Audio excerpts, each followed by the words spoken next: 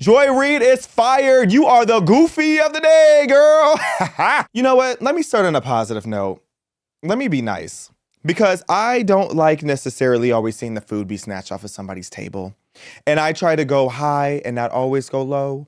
And I try to be respectful to people when they go through situations. And as someone who is now the new fake bleached blonde on the scene, you know, I have empathy for you, Joy Reid. I do. But at the same time, you 100% had this coming, girl. You did, yeah. Yeah, you deserved to be fired. Your show was trash. It was a menace to society. All that you've done for the last decade or however long you've been doing this, you have been dividing America, pushing this agenda of race. You've lied about PragerU. You've lied about yourself. You've lied about all the people on your side. And we are sick of the lies. The lies are over, okay? We are in a new era where we want to see truth. We are sick of the lies. And you have been one of the most notorious peddler of all those lies, and you did not deserve even the fraction of ratings that you had. And I am just very happy to know that society is going to heal a bit now that you are off of TV. Yeah. So let's look at her reaction to the news of getting fired. My show had value. Can we turn that up a little bit for me, please? I'm sorry. That Crocodile that tears. what I was doing had value. And in the end, I'm sorry, I try not to cry on TV. And this is kind of like me on TV, so I apologize. Exactly. Okay, I'm glad she knows that. And that it mattered. I see Karen is there, and she's been texting me as well. And so what I will just say is that in the end, thank you. Where I land is that the moment of guilt that I felt, that I went hard on so many issues, whether it was the Black Lives Matter issues of a young baby or a mom or a dad that was killed, or when we Can we pause real quick? Because she already done pissed me off. Girl, it is 2025, Joy Reid, and you still have not taken accountability for the fact that BLM is a fraud. We know that by now. BLM is so put to rest. Even the most woke people I know that BLM was a scam. They were scamming people out of money. They were scamming with their narratives. Most of the people that they platformed were horrible people who did not deserve to be exalted to the heights that they were. Did George Floyd deserve to die? Absolutely not. But did he make a lot of steps to get himself there? Absolutely he did. Okay? And Breonna Taylor, the amount of lies about the Breonna Taylor situation, that still blows my mind. People still think to this day that Breonna Taylor was sleeping in bed and did nothing. Please, okay? Stop it. You just got fired because you've been lying. All you have done your whole career is lie. You ain't got to lie anymore, Joy. You're not on anybody's payroll. You are not on the payroll. So why are you lying and you're not even getting a check? You're lying for free. Goofy. Bruh. People's eyes to the fact that Asian Americans were being targeted, and not just Black folks that True. Or went hard for Chinese, immigrants who've done nothing but come to this country like my parents did and try to make a life and defended them.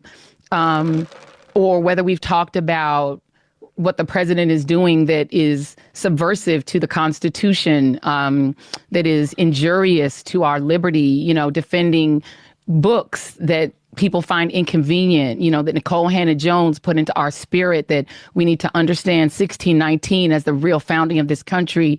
Whether it's pause real quick again, because girl, you sitting here talking about how you're trying to defend books. If you're defending books so well, then why is our community illiterate? Why, Mr. Rodriguez, you are so shady with these noises. Mr. Rodriguez is back there cutting up. Now, Joy, isn't it like 80% of young Black kids are illiterate?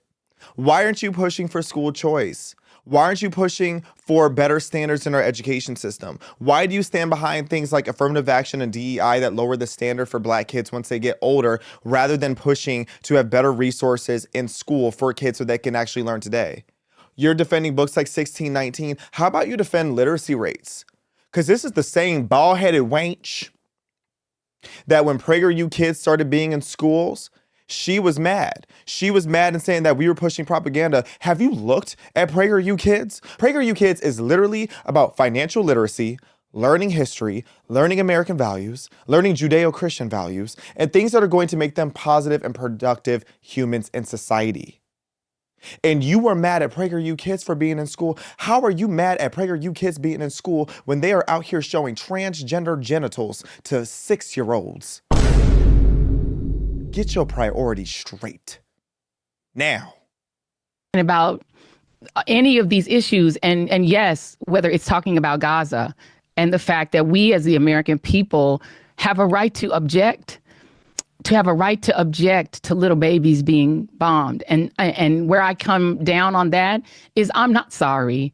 I am not sorry. And Israel that isn't I either. stood up for those things, because those things are of God. We got to get rid of Hamas. And you know, I'm a church girl too, and those are the things that I was taught were of God. And so I'm not sorry. I'm just proud of my show. Bruh. She was proud of that show. Well, apparently MSNBC wasn't. They canceled you so fast. They saw that the culture was changing and fired you with the quickness. Okay? Yeah, you deserved it. You really did.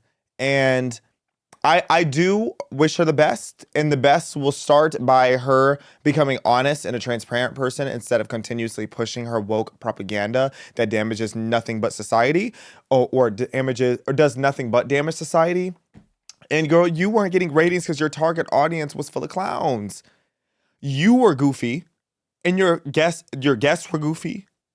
Your audience is goofy. Have you ever looked at a Joy Reid comment section? Luckily, you won't have to endure that anymore. But if you look at the people who are gassing her up, it is really, really embarrassing. Because I don't even think Black people really stood behind her. I've never heard a sister go, I can't wait to see what Joy Reid has to say about this. That has never happened. Okay, nobody was checking for Scary J. Blige. Her target audience are white women that want to appease their white guilt by going and listening to her greasy self, because that's all they really could do. You know what? I even let's pull up that example of a perfect prime example of what a Joy Reid fan looks like.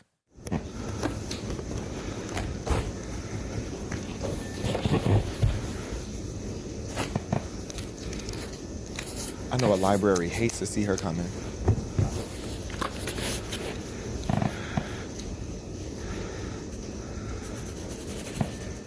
Insufferable.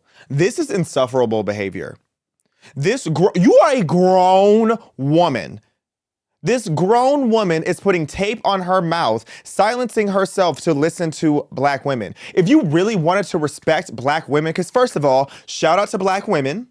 Shout out to Black women. If you want to be respectful to Black women, then you'll engage with them in conversation. You'll treat them like a normal human being, because they are normal human beings. And while, yes, I'm sure there's plenty that you can learn from Black women, because Lord knows all of society has learned a lot from Black women.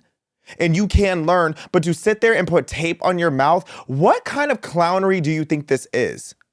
Like, it's honestly disrespectful. It gets to the point where you are kissing so much behind and brown nosing to brown people so much that it's insulting to their intelligence. I saw this video and it made me so unbelievably irritated. How are you going to sit there and degrade yourself? Okay? If you really support and respect somebody, you don't have to degrade yourself. I almost feel bad for her, because imagine being at her big age.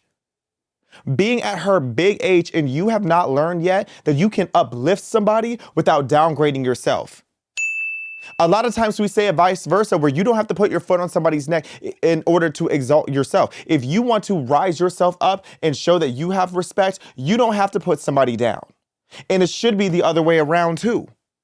Okay? Look a Black woman in the eye and have a real conversation. Don't sit there and put tape in your mouth and look like a hostage. You literally just made yourself into a whole hostage to what a Black woman thinks of you. When I know good and well, after that Black woman gets done talking to you and you get done taking notes, she is going to walk away thinking that you are a disturbing, creepy individual who is racist.